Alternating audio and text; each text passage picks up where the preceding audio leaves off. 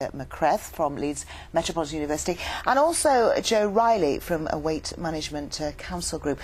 Jo, you would really understand what that shopkeeper was saying. You couldn't go into a shop with your friends and buy a school uniform. Tell us your situation.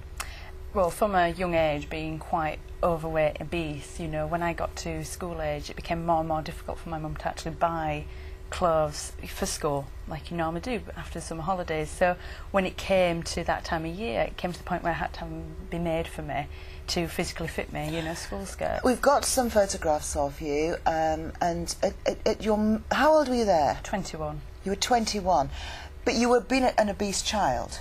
Absolutely, yeah. And do you think that you put on a stone a year? So when you were 9, you were 9 stone, 10 stone, etc. Pretty much. Were you a miserable child, Jo? Underneath, yeah. I mean, we can put this bravado on there, happy, go lucky, and there's times it's good, and then as soon as you get a really negative comment, you know, fat kid, fat this. Is it still in there? You can still remember those? I still remember them, and every so often I think if I see a kid and it strikes similar, you know, kids being picked on, or you hear a comment, it kind of thinks, oh, I remember that. And it's unnerving. Peter, let me ask you, we've talked for now maybe 3 or 4 years about this being a serious issue. You run what was commonly known as a kids' fat camp at the university. Are we getting to grips with the problem?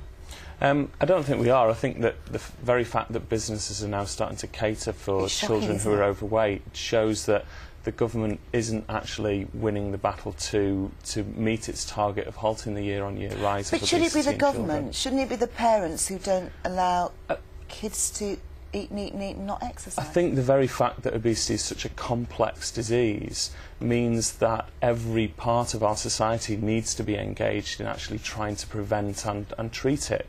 Were you shocked at those uniforms and the sizes that they went up to? No, not at all. I mean, you know, the interesting thing is that now, hopefully, you know, children are going to feel a little less concerned about going and getting their school uniform now that they can actually get it off the rack, which, as many of the viewers will probably be able to relate to, trying to find clothes that fit them in a store is actually a stressful experience anyway. So, in a way, the fact that your mum's friend made your school uniform made you feel more isolated, more different, and you ate more.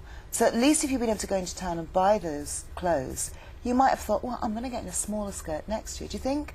I think looking back, you know, it could have helped because it would allow me to feel, you know, normal like everybody else. When they ask, oh, where did you get? I got this from here, I got this from there.